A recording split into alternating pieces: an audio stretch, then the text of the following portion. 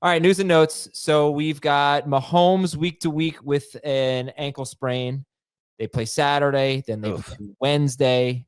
So, could miss. Why would they play him other than trying to rush him for the bye? I don't think they're going to.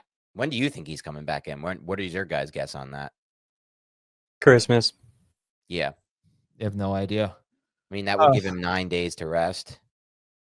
Geno Smith with the knee, and Tommy DeVito is in the concussion protocol. Drew Lock could play. It could be one of 3 quarterbacks for the Giants. You know what? For Nabers' sake, it's best if they get Tim Boyle in there. As sad, as pathetic as that sounds. Awesome.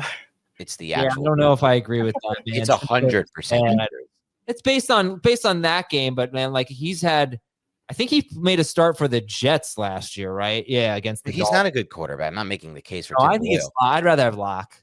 No. Lock was just so off time. I mean, this guy Boyle, he actually throws with a little bit of anticipation, which is what led to like all of those Nabers catches. All right. And for the running backs, okay, David Montgomery's out indefinitely.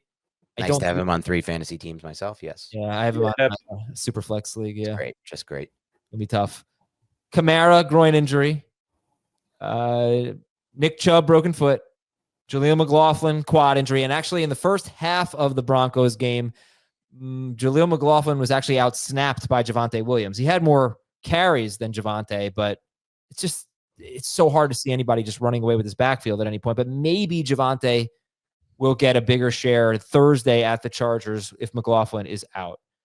Joe Mixon left in the second quarter. Now, he came back, but remember, he got hurt similarly early in the year, came back in the game, and then missed a couple weeks. I'm not saying that's going to happen. I hope it doesn't, but we'll keep an eye on Mixon. And Pollard with his ankle, and that's pretty much the big news there. A.J. Brown, I haven't seen an update on A.J. Brown, but he got looked like an ankle injury very late in that game.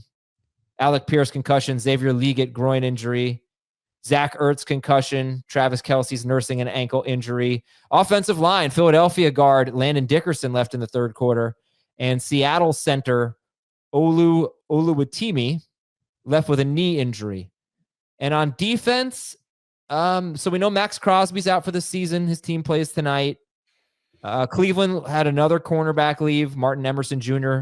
with a concussion. Dante Jackson for Pittsburgh and TJ Watt. TJ Watt's a big one, obviously, but I think he's okay because he was Mike Tomlin gave sort of an encouraging update on him today, but we'll keep our fingers crossed big time. That's a huge one for the Pittsburgh Steelers defense.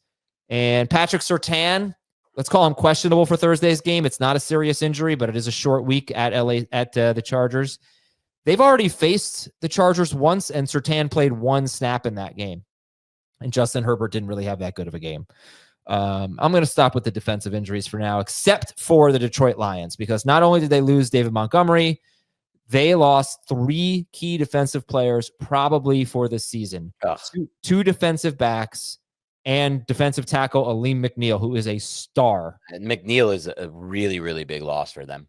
Yeah. And it sucks as a Giants fan because the Eagles are now a favorite, I would say, to win the NFC. But it's good for the Giants because we want the Eagles to be playing for something in week 18. Oh, you're right. Sure. And now we don't want them to have like a lead where they can sit people, but we certainly don't want the Giants beating the Eagles backups in week 18. We don't want that, everybody.